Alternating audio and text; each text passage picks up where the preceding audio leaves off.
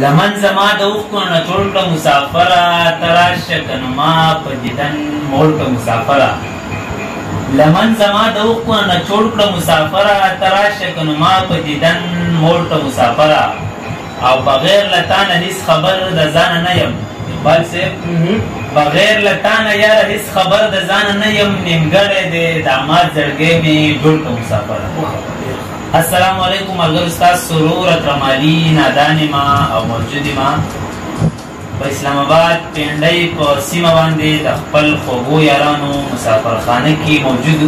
تاسو دا ماحول کتلی شئ چې ټول مسافر دي او ډېر خوند کوي او ډېر ښه ژوند دلته پاس کېږي ملګرو د شعرونو غوښتنه وکړه او کوشش کومه چې د په فرمایش د اقبال مومند صاحب ښایسته شعرونه ټولو ملګرو ته ډالۍ کوم د غزل نه مخکې یو څو شعرونه دي چې ژوند د کلي ښه دی نو بیا ولې خلک ښار ته ځي ژوند د کلي ښه دی نو بیا ولې خلک ښار ته ځي څومره بېوقوف دي چې په خپله سور انګار ته ځي ژوند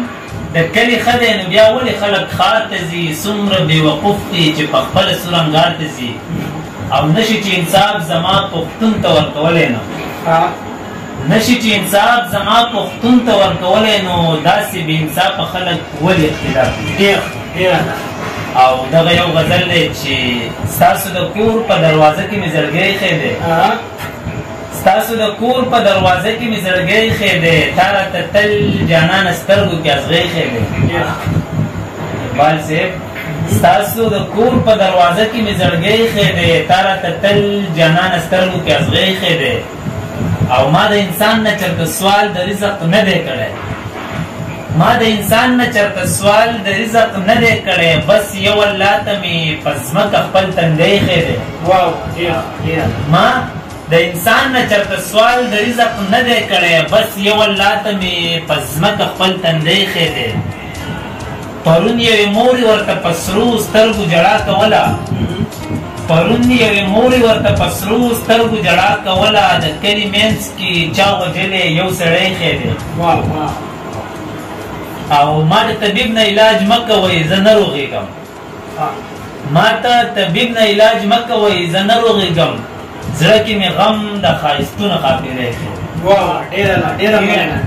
او دغه یو دوه شعرونه دي چې جیبونو کې پیسې راسره نشته چې جیبونو کې پیسې راسره نشته د یارانو رابطې راسره نشته دا خصوصي مطلب پرستو یارانو ته ډالۍ دی چې جیبونو کې پیسې راسره نشته د یارانو رابطې راسره نشته او ښکلي راغلل د نږدې نظر مې کم دی ښکلي راغلل د نږدې نظر مې کم دی هی قسمته نن چشمې راسره نشته خپل ورور اکرم علي نادان او خوږو دوستانو له اجازت ورکوئ په لوی الله مسپارم د الله په امان